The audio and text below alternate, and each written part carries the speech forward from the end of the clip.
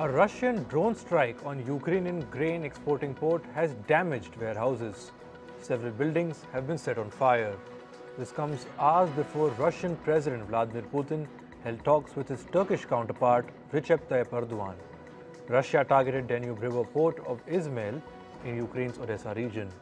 Ukraine's Air Force said that it had shot down 23 out of 32 Iranian-made Shahed drones launched from Russian territory and from Crimea. Russia's former president Dmitry Medvedev has said that some 280,000 people have signed up this year for professional military service. This comes almost a year after Russia announced a plan to expand its military. Russian President Vladimir Putin had ordered a partial mobilization of 300,000 reservists in September 2022. The move had prompted hundreds of thousands of people in Russia to flee the country as they did not want to be sent to the front line.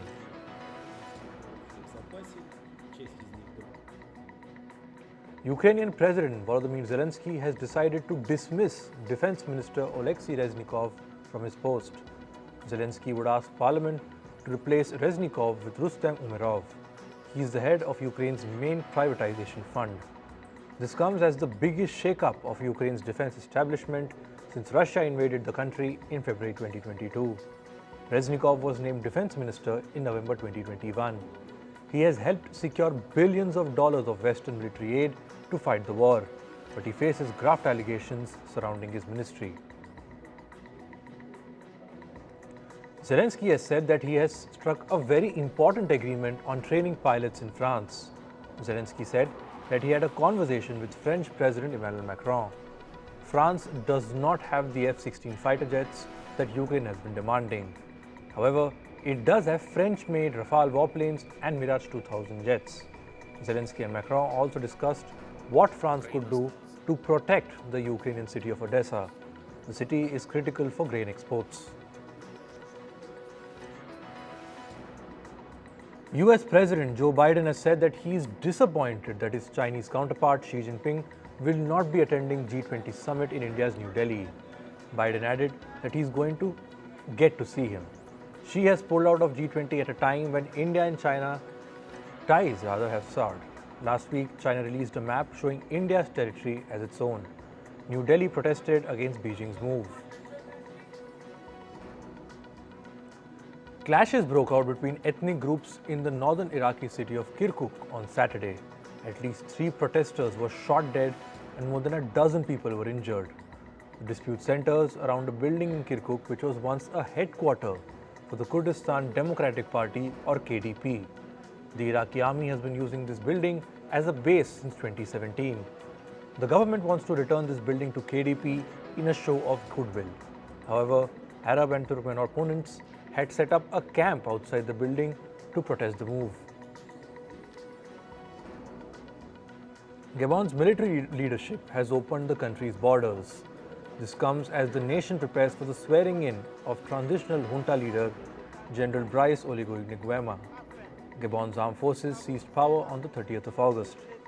President Ali Bongo was removed and placed under house arrest minutes after he secured a 3rd presidential term in the recent election. Japan has extended a $100 million loan to Jordan. This is to help the country's electricity sector reforms. Japan's Foreign Minister Yoshimasa Hayashi met his Jordanian counterpart Ayman Safadi. Japan has contributed over $4 billion in loans to Jordan in recent decades. Authorities in South Africa's Johannesburg are probing the cause of a devastating fire that engulfed an illegally occupied building on Thursday. The death toll in the incident has gone up to 76. Before the fire, some 200 people were living in the building. After a thorough search, no more victims have been found. The investigation has been handed over to the South Africa's National Police Force. The Indian Space Research Organisation or ISRO successfully launched its first ever solar mission called Aditya L1 on Saturday. It successfully lifted off from the Satish Dhawan Space Center located in the Indian state of Andhra Pradesh. Aditya L1 has now separated from the fourth stage of its polar satellite launch vehicle, and it has begun its journey in space. This comes just days after ISRO successfully executed its Chandrayaan-3 mission. Foreign ministers of the Association of Southeast Asian Nations, or ASEAN, met in Indonesia's Jakarta. ASEAN nations will discuss Myanmar, the South China Sea, and the region's economy during the summit. ASEAN has agreed on a peace plan that calls for an end to violence in Myanmar. It is also called the 5-point consensus. India's Prime Minister Narendra Modi will be attending the ASEAN summit in Jakarta. Moving to climate, Typhoon Saola has now weakened to a tropical storm. This was after it hit the southern Chinese province of Guangdong over the weekend. Local media said that railway operations and airlines were allowed to gradually resume after the typhoon weakened. Earlier, Typhoon Saola had forced businesses, schools, and financial markets in China to shut down.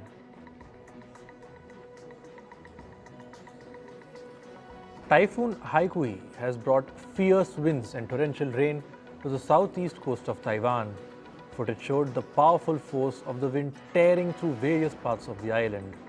Domestic flights have been cancelled and almost 4,000 people were evacuated. Haikui became the first typhoon to directly hit Taiwan in 4 years. 2 men were have gone missing after torrential rain hit central Spain. Few subway lines in Madrid and high-speed train connections were closed. A video shows water streaming into a subway carriage on Madrid's metro line. Spain's National Weather Agency issued a red alert. Madrid's mayor also advised residents to stay at home. US President Joe Biden traveled to the state of Florida on Saturday. He was there to survey the destruction from Hurricane Idalia.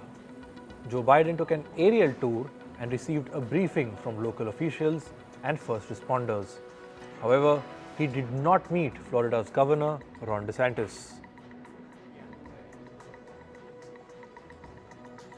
The US state of Nevada has experienced extreme rains. Streets turned into rivers due to the deluge. The rains have inundated the Las Vegas Valley. The National Weather Service issued a flash flood warning for central Clark County, including Las Vegas. More than 600 flights were delayed and over 108 were cancelled. Meanwhile, nearly 4,000 people grappled with power outages. In Greece, firefighters battled another fire at the Dadia National Park. Greece is seeing Europe's deadliest blaze this summer. The wildfire in its northern region has killed at least 20 people. It has scorched forests and destroyed homes and livelihoods. Scientists have said that climate change has made the fires more intense this year. Africa has kicked off its first climate summit in Kenya. The delegates are expected to discuss ways to fund the continent's environmental policies. Organizers are anticipating the announcement of millions of dollars in deals at the 3-day summit.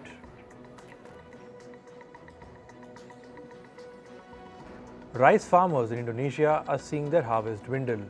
This is because they have barely seen any rain since April. The El Niño weather phenomenon has brought the driest weather to Indonesia in 4 years. This has caused rice supplies to go down. Consequently, prices have soared. In Cuba, scientists are studying how to protect coral reefs. They are studying the health of Cuba's reefs, fish, and sea life. The Cuban sea floor once contained colorful corals, which have now turned into patchy white splotches. This is due to the warming of seawater, overfishing, pollution, and other threats. Now on to business and tech. Credit rating agency Moody's raised its 2023 economic growth forecast for the United States. It now expects the US economy to grow by 1.9%. This is an increase from its previous forecast of 1.1% growth. Meanwhile, Moody's has cut its 2024 growth estimate for China. The agency said that China is facing considerable growth challenges. This is due to weak business and consumer confidence amid an uncertain economy. Canada's economy unexpectedly contracted in the second quarter. Its gross domestic product declined by 0.2%. The reading was far lower than Bank of Canada's forecast of 1.5% annualized growth. This was largely due to slower international exports and household spending. In June, the Canadian wildfires also adversely impacted multiple industries. This includes mining and quarrying and rail transportation. China has announced the establishment of a private economic development bureau. This is to strengthen the country's private economy through policy coordination. The private sector contributes approximately 60% of the country's GDP.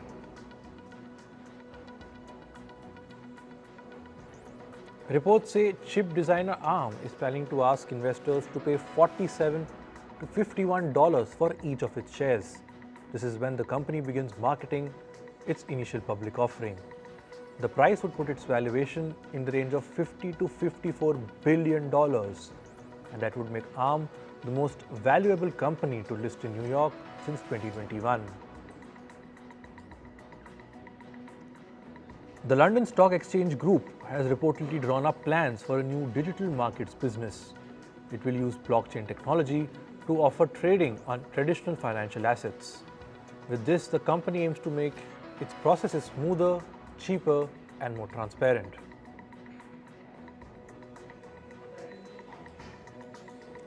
Chinese property stocks rose on Monday. This was after property developer Country Garden averted a possible default. The company has won an agreement from its creditors. This is to repay its key debt over 3 years instead of an early September deadline. Shares in the firm surged more than 13%.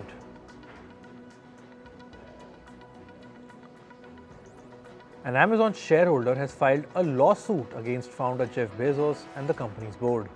The lawsuit alleges that the Amazon board awarded contracts worth billions of dollars to Bezos' space company, Blue Origin. This was without considering rival SpaceX as an alternative, despite its better track record. SpaceX is owned by billionaire Elon Musk.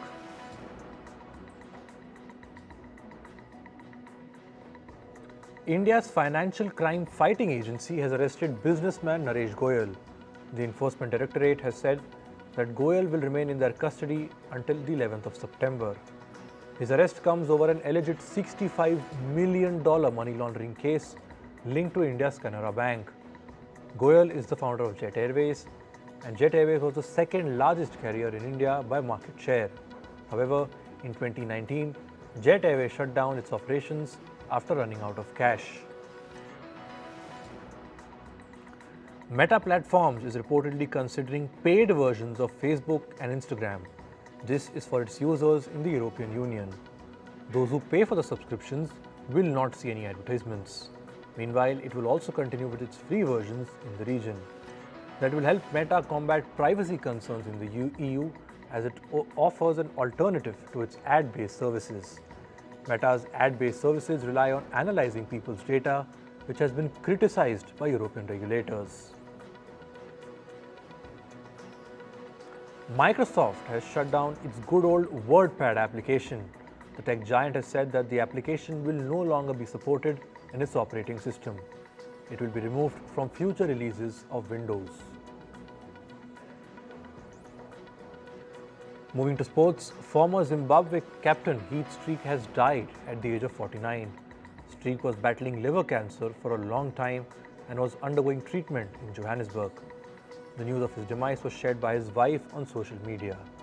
Heath Streak represented Zimbabwe in at least 65 tests and 189 one-day internationals. He was appointed as Zimbabwe's captain in the year 2000.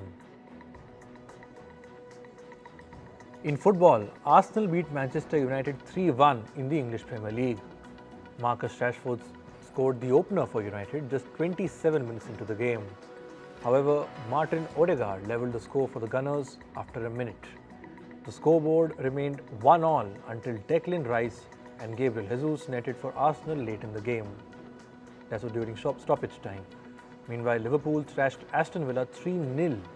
Dominic Szoboszlai scored the first goal for Liverpool. Villa's Matty Cash then netted an own goal to double the lead. Right winger Mohamed Salah sealed the victory for Liverpool as he scored in the 55th minute. In tennis, Aryna Sabalenka is all set to achieve the women's world #1 ranking. The 25-year-old Belarusian will dethrone Iga Swiatek of Poland. This is after Swiatek's fourth-round exit at the US Open. The updated list of rankings will be released on the 11th of September.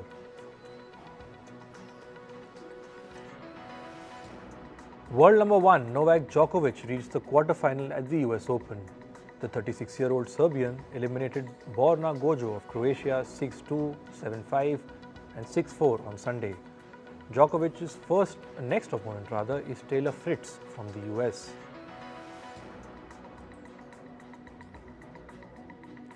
America's Coco Gauff also entered the quarterfinal at the US Open. She was facing Denmark's Caroline Wozniacki in the round of 16. Gauff began the match with a 6-3 win in the first set. However, she was overpowered 3-6 by Wozniacki before she rallied back 6-1 in the final set. Next up for Gauff will be Latvia's Jelena Ostapenko. Fifth seed Ons Jabeur of Tunisia made it to the last 16 at the US Open. The 29-year-old registered a 3-set win over Mari Buskova from the Czech Republic. Jabeur emerged victorious 5-7, 7-6 and 6-3 after a match that lasted nearly 3 hours. In Formula One, Red Bull's Max Verstappen won his 10th consecutive race at the Italian Grand Prix. The Dutchman is now the first driver to win 10 races in a row. Verstappen finished ahead of his teammate Sergio Perez, while Carlos Sainz took the third spot. Red Bull has not lost a single race this season. In basketball, Canada advanced to the quarterfinal at the FIBA World Cup. They eliminated the reigning champion Spain 88-85, ending a 49-year winless streak against the country. Canada's Shai Gilgeous-Alexander scored 30 points for his team during the match. The 2023 World Weightlifting Championships will kick off today. The event is being held in Saudi Arabia's capital, Riyadh. 6 Indians, Mirabai Chanu, Achinta Shioli, Ajit Narayan, Bindya Rani Devi, Gurdeep Singh and Shubham Tanaji Todkar will be featuring in the championship. However, Mirabai Chanu will only be attending the weigh-in. The championship acts as a qualifier for the 2024 Paris Olympics. In athletics, India's Avinash Sable has qualified for the Diamond League final, which will be held in Eugene in the US. This is after he finished 5th in the men's 3,000 meters steeplechase race at the Xiamen Diamond League on Saturday. Sable clocked a time of 8 minutes and 16.27 seconds. Moving to entertainment, Spanish actor Gabriel Guevara was arrested at the Venice Film Festival on alleged sexual assault charges. He is famous for the Spanish teen film franchise My Fault Culpa Mia. Reports say that there was an active international warrant out for Gabriel for an alleged sexual assault in France. The 22-year-old actor was meant to receive an award called the Filming Italy Prize on the sidelines of the film festival.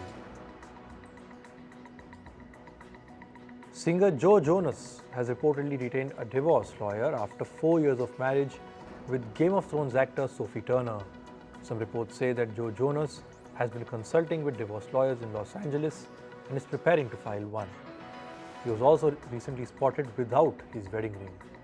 Joe Jonas and Sophie Turner met in the year 2016 and got engaged the following year. They have 2 daughters together.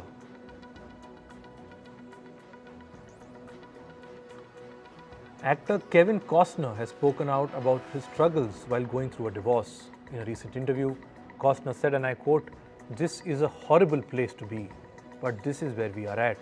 It feels so bad. We are talking about somebody I love on the other side." Costner also said that he still has love for his estranged wife, Christine Baumgartner. A judge has lowered the child support that Costner has to pay to Baumgartner to about $63,000 per month.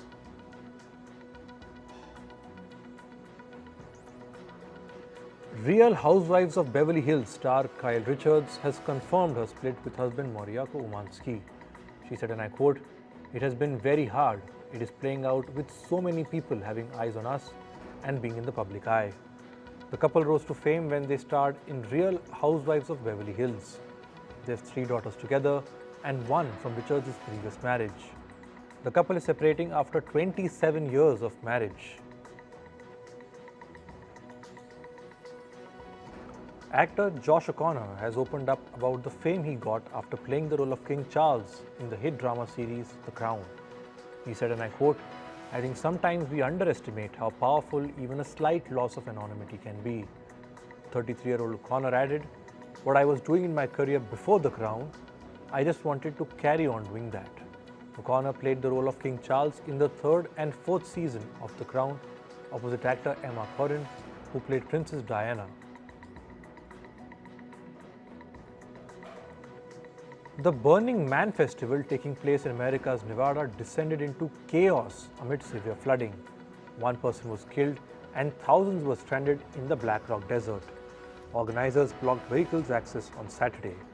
The festival has also been shrouded in misinformation over an outbreak of the deadly Ebola virus.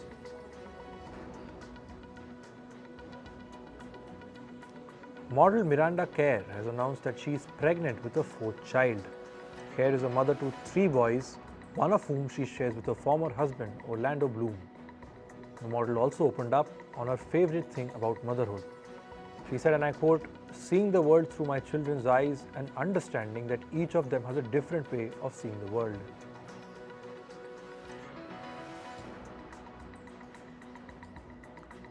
Rapper Post Malone has shared details of his weight loss journey.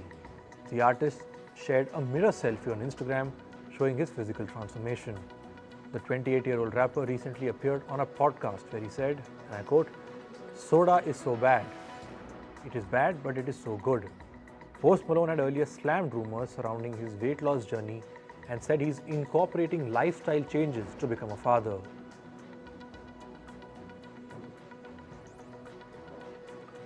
French actor and director Matthew Kassovitz was involved in a serious motorcycle accident. The incident occurred at a motor racing circuit south of Paris. The actor was immediately rushed to a hospital where he gained recognition, or rather Kassovitz gained recognition in the film industry in the year 1995 with movie La Honte. And finally, singer-songwriter Jimmy Buffett has died at the age of 76. The cause of his death is not known yet. Buffett called his music drunken Caribbean rock and roll. He is most famous for his song Margaritaville, which was released in the year 1977. Several Hollywood celebrities paid tribute to Buffett. Singer Elton John called him a unique and treasured entertainer. In an Instagram post, John said, and I quote, "A lovely man gone way too soon."